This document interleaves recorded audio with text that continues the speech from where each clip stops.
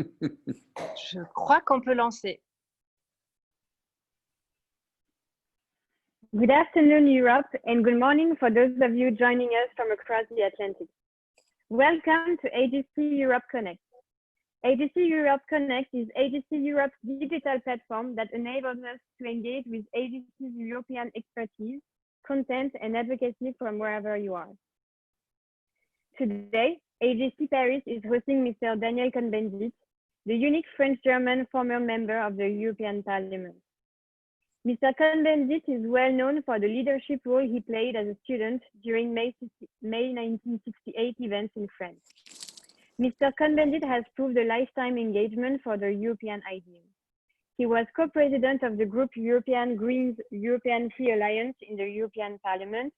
He co-chairs the Spinelli Group, a European Parliament intergroup aiming at relaunching the federalist project in Europe. He was a recipient of the European Parliament's European Initiative Prize in 2016.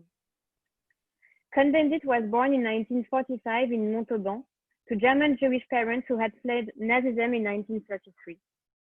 In the documentary he has just released, We Are All German Jews, Daniel Cohn-Bendit questions for the first time his Jewish identity. Daniel Cohn-Bendit will be in conversation with Simone Rodan-Benzaquen, AJC Europe General Manager. The two will discuss the future of Europe and the French-German couple, as well as the French-German Jewish identity, which they incidentally have in common. After we hear from Simone and Mr. Cohn-Bendit, we will take your questions. You may email your question to europe@ajc.org or use the Q&A chat feature in Zoom. Simone, you have the floor. Thank you very much, Anne-Sophie. It is indeed my honor and my pleasure to welcome today Daniel Cohn-Bendit. I look forward to our conversation, particularly as Anne-Sophie pointed towards it. It so happens that we share many things, including both being Franco-German, including both being from a city or having lived in a city called Frankfurt, where as a child, I remember Daniel Cohn-Bendit, or as we called him then, Denny the Red, ride his bike across town, which from what I understand is still the case. Some things never change. So welcome, Daniel Cohn-Bendit. Hi. So if I can start off maybe by speaking about the current coronavirus situation and comparing both France and Germany. You know both situations, of course, well. Germany has had about 200,000 confirmed cases as of last Monday, and a total of nearly 9,000 deaths, while France, on the other side, has 166,000 confirmed cases, so less, but nearly 30,000 deaths. There has been a lot of speculation about why the mortality rate is so exceptionally low in Germany, and I wanted to know sort of how do you explain the difference? Hi. Well, I would say that the difference between France and Germany is, first, France is a very centralized state. Everything is discussed and decided in Paris. Germany is a federal state. So even if there were similar problems in financing the health protection, because it's a federal system, each lender is responsible for health. We saw at the beginning of coronavirus that Germany had in hospital much more bed than the French or the Italian, or the double of the French or more, 3 times of the Italian, etc. So this is the base. Secondly, the Germans started to test very early. At the beginning, they tested and they could isolate some cluster. Later on, it was impossible because it spread too much. So Germany was objectively better prepared because the French administration, this bureaucracy, you know, has needed time to overcome the lack of organization. So I would say these are both the reason why Germany has less death than France.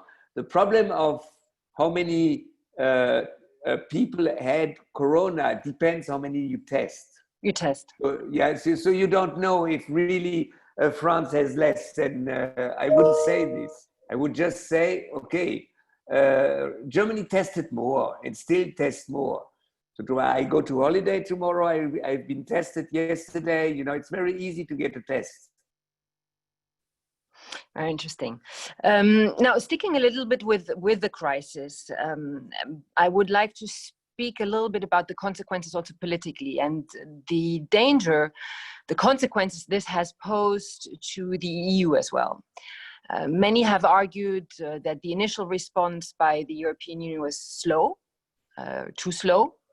The Commission President Ursula von der Leyen has even gone as far as apologized to Italy for having abandoned the country in the beginning of the crisis. Since then, it seems that more European cooperation is happening, more solidarity is happening. We have seen, of course, people from France and other countries being received in German hospitals. France and Germany came up with a joint proposal of a 500 billion European recovery program. But do you think this is enough? And do you think we actually really came close to the European Union unraveling, and maybe also looking towards the future? Where do you think we're going now from here? Well, at the beginning, it's true that the European Union didn't have a coordinated reaction. One reason is that health politics is a national competence. It's not the European. And you have to understand, everybody was so afraid by Corona, the government, that when it spread, you know, lockdown, and they shut the borders. You know, every country tried to defend himself. I don't say it was right, but I could understand this because Europe didn't have the tools to give direction. The tools were nationally. So at the beginning, everybody was disoriented. And I always say, look, okay, you can criticize this. But you see in the United States, you see all the government, you know, Europe was not the only disoriented. But what happened is, slowly but really, the European coordination was organized, and Europe found a reaction to Corona. And today we are in the situation where I would say, with the recovery plan, it's a big chance that Europe, you know, get a real boost. You ask me if it's enough, 500 billion, you know. I don't know what is enough, but I will tell you so. If it's not enough, the European Central Bank will mobilize money. So this is the point of departure. Now, the problem at the moment is that you have different views on this recovery plan by different countries. You have 4 countries, the Netherlands, Denmark, Austria, and I think Sweden, who want only that Europe borrow the money. The French-German initiative or German-French initiative is that the European Union borrow the money as the European Union and give it to the countries where who need it most after Corona. So like Italy, Spain, or France have, you know. So it depends now of the capacity of the German Chancellor, because she is now, since the 1st of July, head of the European Union presidency for 6 months. Her capacity with Macron to create the situation that the 4 countries were reluctant jump on the boat, because you have to decide unanimously. You speak a little already about the sort of Franco-German couple or Franco-German alliance, depending on what language we use. Would you still believe that this Franco-German alliance or this Franco-German couple is still the driving force of the European Union? Merkel said something very interesting on this. He said, if France and Germany agree on something, it's not sufficient for Europe. But if France and Germany don't agree, it's impossible. So of course, the French-German couple or the French-German alliance, this history of the two countries who are the reason for the construction of the European Union, you know, to overcome two world war, these are the most powerful, strong, important country to give a push to the European Union. But the 27 states now, France and Germany can't decide for them. So they have to find a diplomatic, political way of persuasion. Again, staying a little bit on Europe, during the presidential campaign in 2017 in France, I remember that you actually spoke at a meeting for Emmanuel Macron at the time. And I remember being very delighted because you addressed a topic that is very close to my heart and that we had been addressing for quite a while, which is the topic of European sovereignty. An issue that Emmanuel Macron has, of course, made as priority and has spoken numerous times about. Could you speak to a little bit about the idea behind European sovereignty and if you still find it relevant today? Well, it's not still, it's more relevant than it ever was. You know, look the world, the situation of the world. You have, I hope it will change, you have the United States going mad, the government, you know, you have the Chinese who want to impose their view, you have the Russian, and to have a multilateral possibility to influence the organization of the world. One country alone, even Germany alone, or France, you are not able, you aren't at the level of China, United States, or Russia. But the European Union is at the same level. So the idea is that European sovereignty is the condition of a national sovereignty of the European state. If you don't have a European sovereignty, then you won't have a national sovereignty. You will depend on the United States or Russia or China or whatever. So, and this is more and more, and you see it now in the climate change problematic, you know. If Europe wants to have an influence, it has been as Europe. It has been as Europe to take initiatives, because Europe only is economically capable to do it.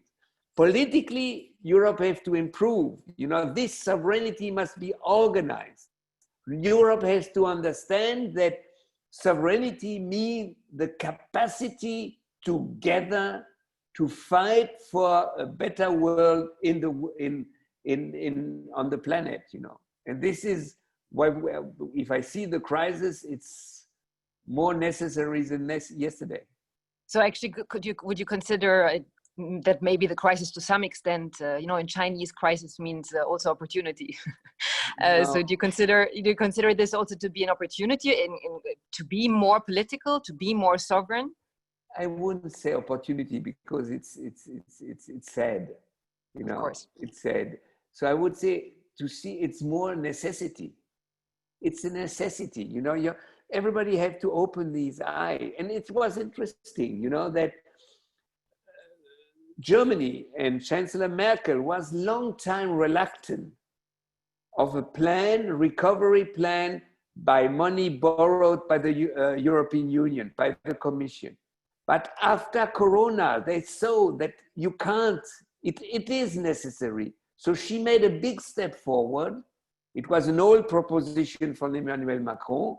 And now you see that another dynamic in Europa is going on, even if I don't know how the summit will end in 2 weeks or 1 week or something like that. The liberal order is in Europe is also in question. In particular, since the financial crisis in 2008, we have witnessed the rise of populism all over Europe. And I wanted to know, how do you assess the situation? Is there a possibility in a future scenario that in a few years' time we will have Marine Le Pen in France and an AfD chancellor in Germany? AfD chancellor in Germany, never. Marine Le Pen, I don't think so, but I wouldn't say never, you know, because the French system, presidential system with majority vote, direct vote for the president, can have a populist moment, which is very dangerous. The German election, you know, by proportional election, never will give a majority to the AfD, and no party will have a coalition with them. So, but it's true that you have a populist movement in Europe, also linked to Europe. A lot of people think that their national sovereignty is stronger without Europe. It's an error, but it is, you know, sometime in society there are movement, they are not rational. They're not rational. So, and then we have a populist government in Hungary, in Poland. I don't know how, we will see how the presidential election in Poland will end. But yes, this is a danger. And now, this is what's interesting is that you have the European Treaty. And in the European Treaty, you have, I think Europe has the possibility to stop populist government, to stop Orban. If you don't respect the rule of state, if you don't respect justice, then you will get less or no money. And this is a problem for even for Hungary or for Poland. Europe has to be proactive in defending the liberal democracy. Because if not, you know, you don't know whatever could happen. Thank you, Danny. Let us move now to the sort of second part of our conversation. That is slightly different. You recently, as Anne-Sophie mentioned earlier on, did a documentary that was it was on the Franco-German channel Arte. No, it was only a French channel. Yes. Okay, only French. Called "We Are German Jews," and is really about the existence and absence of your Jewish identity. For many years, I believe you used to say that you are Jewish as Jean-Paul Sartre defines it, meaning being Jewish sort of in the eyes of the other. Could you maybe explain to you if that is really what you thought and what you meant by this?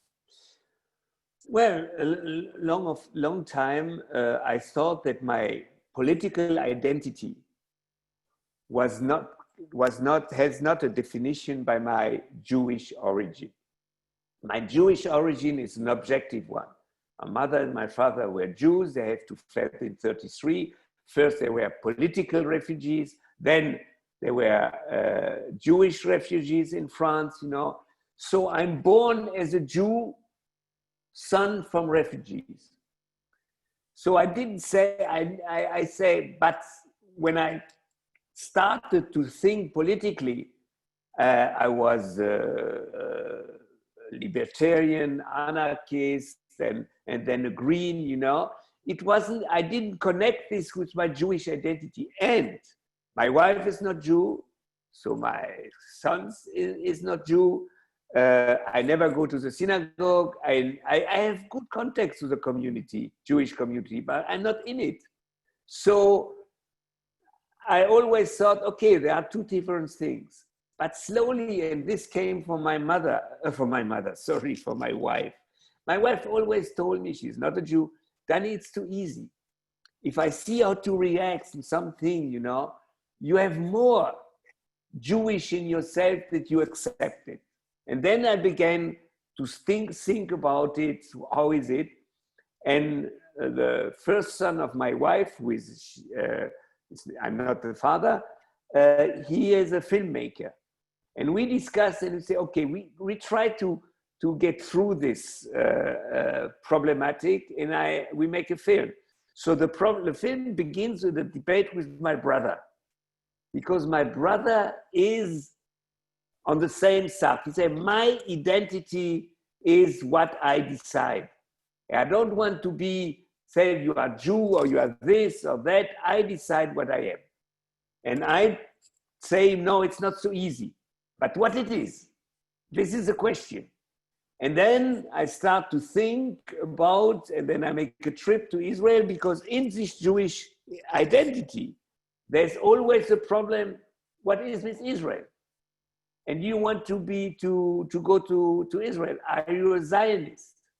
I always say I'm not a Zionist, but I've never been an anti-Zionist. So this is the reason why I got through this trip also in Israel, to start to find moments of answers to my question towards my Jewish identity. I am a Jew from the diaspora. I don't want to live in Israel. I understand Israel. I understand the existence of Israel. But then when I understand the existence of Israel, I'm furious when I see the politics of Israel. So all this, I try to give answers in this film.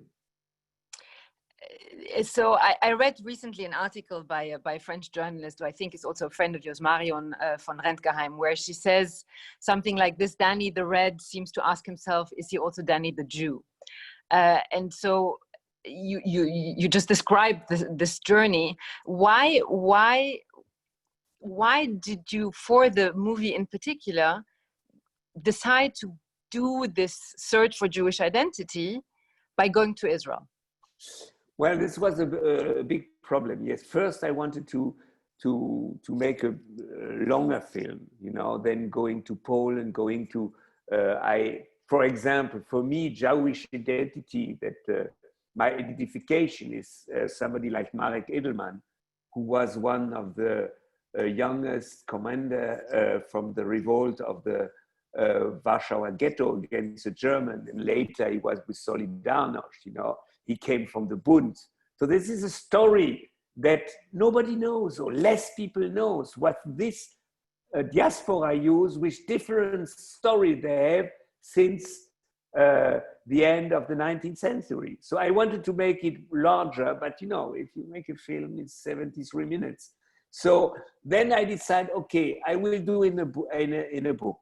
I will make it much more larger, about diaspora youth, the problem of Jewish emancipation, integration, emancipation, assimilation.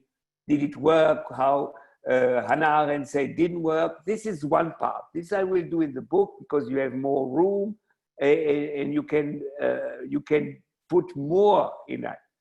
Then I thought, but the actual problem for Jews, if we are sincere, is our reaction to Israel. And because on one side you have for example, when you have the massacre in Paris, you have since 2000, more than 50,000 French Jews went to Israel. So Israel is for this type of people, for a lot of people, still the place to go, because they are afraid of anti-Semitism. But on the other side, there are a lot of people who think differently. And to open this discussion was for me interesting, because it's not, are you for or against Israel? What is your fascination and what is your disillusion of Israel? And this is very Jewish, I think, like I see it. You mentioned the issue of anti-Semitism specifically, and anti-Semitism has, of course, been rising across Europe, but also in the United States. It used to be the case that anti-Semitism would probably mostly see in most people's mind exist from the far right, something that, of course, still exists, and we've seen it, of course, with Halle, we've seen it with Pittsburgh. But there are also different forms of anti-Semitism today that we saw in France with the murder of Ilan Halimi, with Hyper Cacher, with Mireille Knoll, or even with the attacks of synagogues and Jewish individuals in 2014. What do you make of these sort of multiple manifestations of anti-Semitism, and how concerned are you about anti-Semitism today, particularly in Europe? In Europe, in the States, we have to understand something very difficult. You can be in an anti-racist movement and be anti-Semitic. You can be a Jew and be racist. So this is a difficulty, I always say as a joke, or it's not a joke, it's very sad. I always say, anti-Semitism will still continue if there are no Jew more on the world. The Jew are, for a lot of people, the other that I fear. And look, you had, in Corona time, you had Alice Walker. Alice Walker, who is one of the biggest American writer, black writer, she Spielberg made the film, and then suddenly she continued to post videos, anti-Semitic videos, say Corona is introduced by the Jews. So Alice Walker their book is it's feminist, is anti-racist, but suddenly you discover this. You take it from Great Britain. I was in Israel. In Israel, there is racism. And I always have an Ethiopian Jew who talk in my film, who explain that he doesn't understand, but as a black, he feels bad sometimes on the street in Israel and how things are. So this is our difficulties. That for Jews can also be afraid from the other, and then it can become racism. Then Jews are afraid from the Palestinian for good and bad reason, and then it can become racist. And anti-racists are trying to understand the world, and then suddenly they discover that the Jews are beyond everything. Look what happened now. There is a movement, Corona against Corona, but from the right and not only in the left, to say this is an agamben. You had different Zizek, different philosophers who say it's an invention to control the people. And one of the person who demonstrated is Bill Gates. He is behind Corona with his foundation. And they say, you see, the Jews are behind the thing. And no, Bill Gates is not a Jew. Oh, it doesn't matter because Soros is paying Bill Gates. And then you have the Jew in. And so how concerned are you? I mean, do you think this is just sort of the way things are, or, as some say, and I happen to believe it, is that anti-Semitism is always sort of the sign of a more profound crisis, and that we see the crisis amplifying. So how concerned are you? Do you think it's just going to go away and we just have to live with it, or do you think it's more dangerous than this? I'm concerned. We will have to live with it, and it's dangerous. Now, racism and anti-Semitism is a marking point of civilization. And you had moment in history with these two items became the measure of the civilization of a society, a state, or political group, And at the moment, because we are so in one of identity,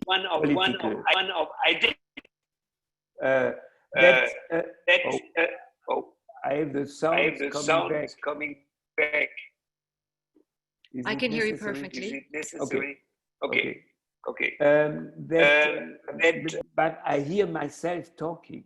This is because I don't know. It came from a micro suddenly. Okay, but you understand this identity politic, you know, is a very dangerous, because the identity politic, if you reduce political argumentation in good and bad, starting from the identity, then intolerance can be not far away. There's a very interesting declaration by intellectuals like Margaret Atwood and Rowling and Kehlmann and who said, we fight Trump, but let's debate no intolerance, because what we have learned in history, also my movement in '68, my movement was a movement for more freedom, more democracy. And a big part of this movement defended an alternative to our democracy. What did they choose? The Chinese Cultural Revolution. A madness, a madness. So the danger of a movement is always that he can, with radicalization, it becomes more and more intolerant. And this is the problem that we face now in every political situation. So it's the radicalization of the political spectrum, where people don't speak to each other anymore and shout at each other. Yeah, no, not only shout, you can shout, it doesn't matter, you know, and this is not the problem. No, the idea of the liberal democracy, who is not there in Poland or in Hungary, a lot of time is not inside the movement. You know, inside the movement, we are exploited, we are the good, the other are the bad. And this is radicalization, you know, not able to have a liberal democratic functionment in the movement. Thank you very much, Danny. I know that we are close on time, and I want to make sure that we have questions also from the... You disappear. You stopped. You have closed eye, but I don't hear you or speaking you. None? Okay. Simone, we couldn't hear you for a minute, but I suppose that you concluded and give me the floor for asking the questions we received from the public. We received many questions from the States and from Europe. So here's the first one, Daniel. A question from Chia Littman from Los Angeles. She's asking to what extent anti-Semitism played a part in the reactions towards you during the 1968 revolt? I had two experiences, and one of these you see in the film. One is when the first time I was arrested in Paris. It was the 3rd of May or something.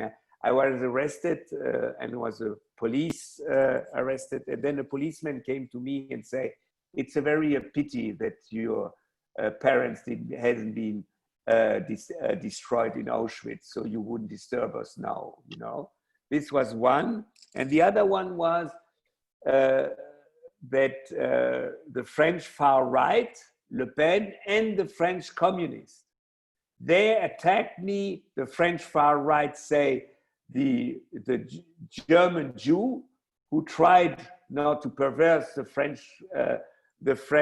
working class, and Georges Marchais from the Communist Party said, yes, the German, without saying Jews, but everybody had it in hand, wants, you know, to misguide the French working class. So this was the two big, then after this, it was a big demonstration. It's why my film is so called, that 100,000 of people demonstrated when I was thrown out of Paris by saying we are all German Jews. Thank you. We have a second question from Julien in France. He says, in a street interview about anti-Semitism in France, a French young man has declared, "What they do to Palestinians there, us here, we do it to Jews." How do you read the issue of anti-Zionism as a form of anti-Semitism? in Europe? Of course, there are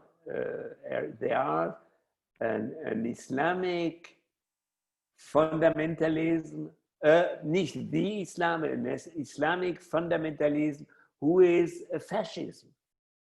It is a fascism. And like the fascists, they are anti-Semitic. They explain this with the Palestinians, with the Jews, you know, when they attacked a market in Paris, that says we attack Israel and things like that. So, you know, yes, you have it.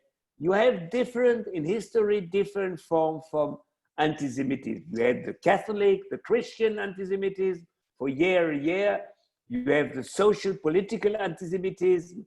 And now you have also a religious, fundamentalistic, fascistoid anti-Semitism. Thank you, Daniel. Another question we have from Nala in Washington. Staying on the issue of European sovereignty and more specifically on the issue of outside influence, Europe is consistently exposed to foreign incursion, whether it's through Russia, Turkey, or China. What do you see happening with regards to Europe's relationship to China, and can Europe have a common position? Yes, I think so. China, yes, it's a fight, but we have to, because on one side, of course, we have to have economic and political relation with China, but we have to show to the Chinese the limits, what we don't accept. So for this, you know, we have to again, Trump to say, no, we want relation with China, but to China, we have to say what you do to the the minority, to say in English. Uyghur. Yes, Uyghur. What happened to there? What happened to Hong Kong? You know, China is doing to Hong Kong what Russia did to the Crimea. Exactly the same. And there Europe had said no and had to argue. So this is a difficulty to find a balance, to oppose to hegemonic thinking of China or of the United States, you know, or Russia, and on the other side, to organize a multilateral debate, you know. But it's horrible, you know, if you say that in the UN, no, China and Russia are blocking by veto the help to the Syrian refugees in the Northeast. You know, 2.5 million people were starving, and China and Russia, because they are on the side of Assad, they say no. Thank you, Daniel. Another question from James in Boston. He says, friends in Germany have different approaches to the transatlantic partnership. Recent opinion polls, especially the GMF most recent transatlantic polls, show that there is a stronger appetite in Germany for more international engagement than in France, and that Germans think the US should be more involved in Europe's security. What's your perspective on the transatlantic alliance and its current benefits for Europe?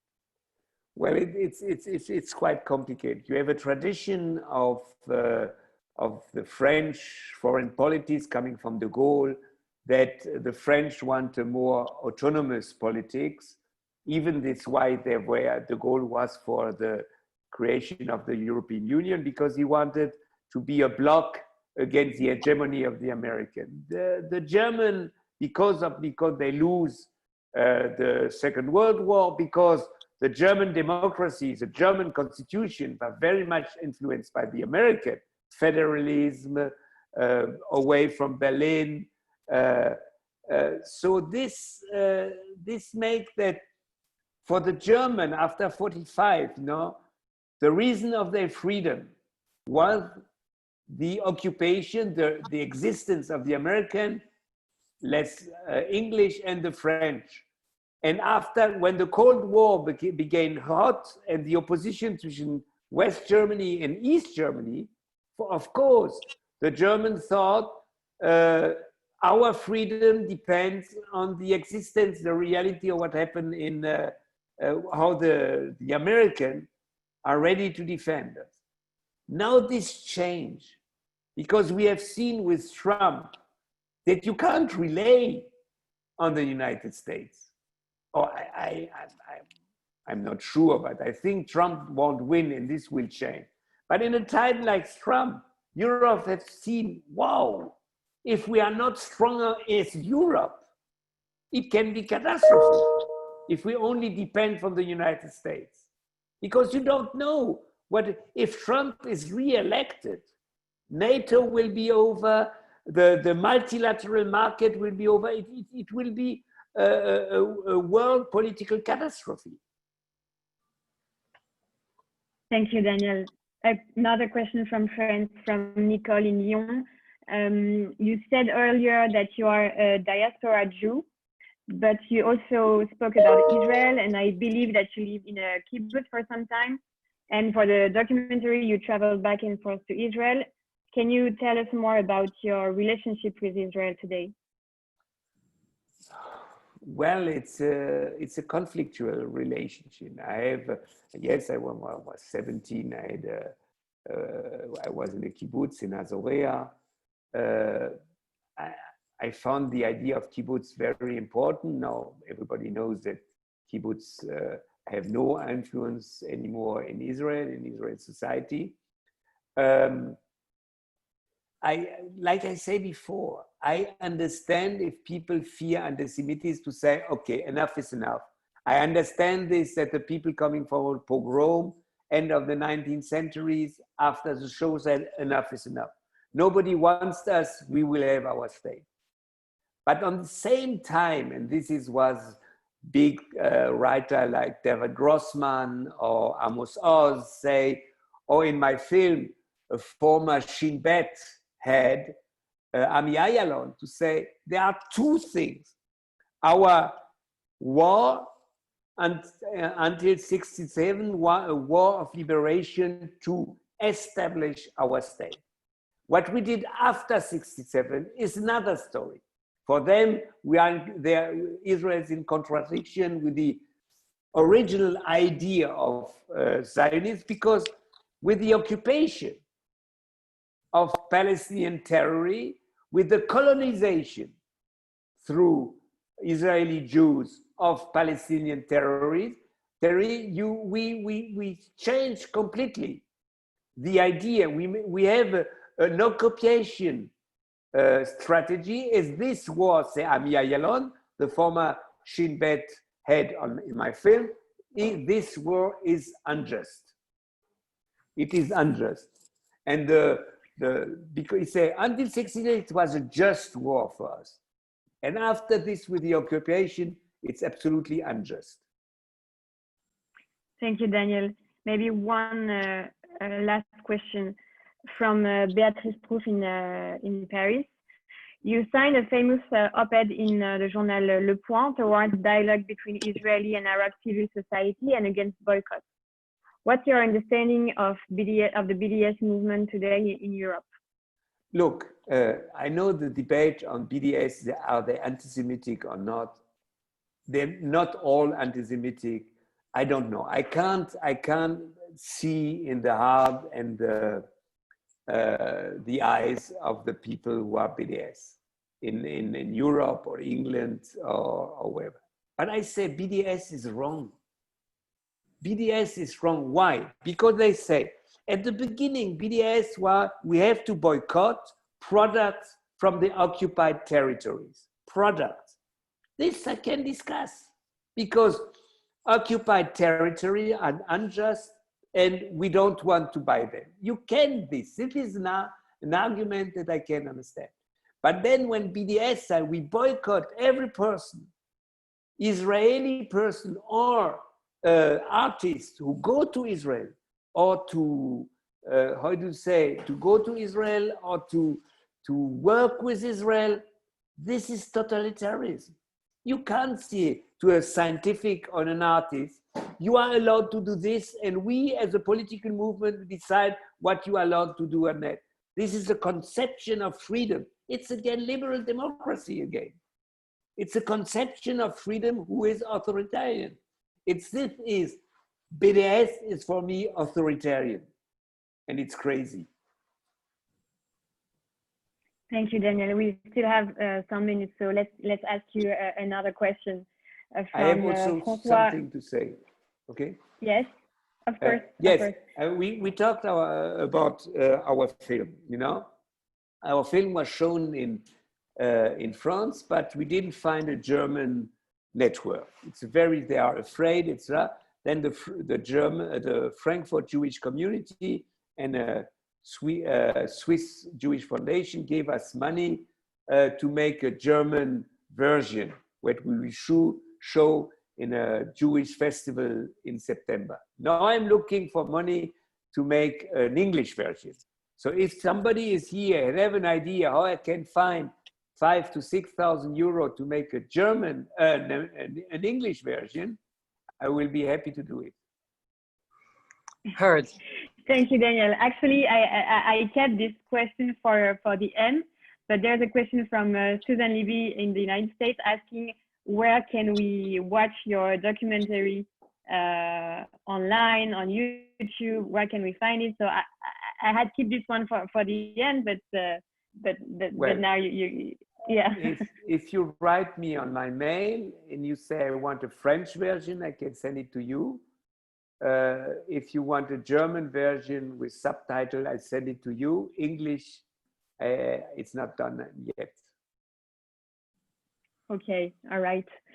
One last question about France from François in Bordeaux. So we are 2 years away from the end of President Macron's term. The French government has just been reshuffled. President Macron inspired many pro-Europeans in France.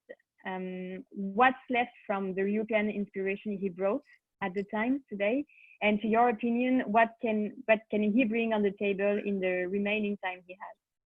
Well, Macron, this is what we started to discuss in the beginning. Macron is really, really strong on understanding the problem of European sovereignty and national sovereignty.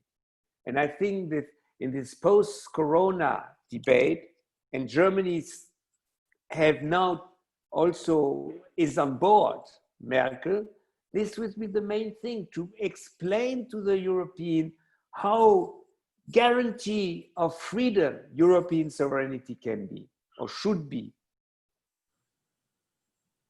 Thank you, Daniel. Thank you, Simone. I give you the floor. No, very, very quickly. Thank you very much. Thank you very much, Daniel Cohn-Bendit, for this fascinating conversation. There are things that we certainly agree with. There are things that we might slightly disagree on. But I think what is so important, particularly at times where, as you described early on, the conversation and the debate have become so difficult and so polarized, so radicalized, that I think it is absolutely so crucial to have these kind of conversations and to confront different kind of views. And this is exactly what we're trying to do at AJC. So thank you really very, very much for being with us today. I thank you. It was interesting. Okay. And Sophie. Bye-bye. Shalom, shalom. Thank you, Simone. Thank you, Simone and Daniel, for this fascinating conversation. I also want to thank our audience for joining us and showing your commitment to the topics discussed here today. In these unique times, AJC is still bringing us together on the issues that matter most. Please consider making a donation to AJC so we can offer you more programs like this one. Visit ajc.org/donate. AJC's next online program will be tomorrow, July 9 at noon in Eastern Time and 6 p.m. for our European friends. AJC Global Advocacy Anywhere program will feature a conversation with the French woman Rabbi Delphine Orvilleur. Rabbi Orvilleur, co-leading the Jewish liberal movement of France, will be in conversation with AJC Europe General Manager Simone Rodan-Benzaquen. I hope you will join us. Thank you again for joining us today. Please stay safe and healthy. Goodbye. Goodbye. Thank you.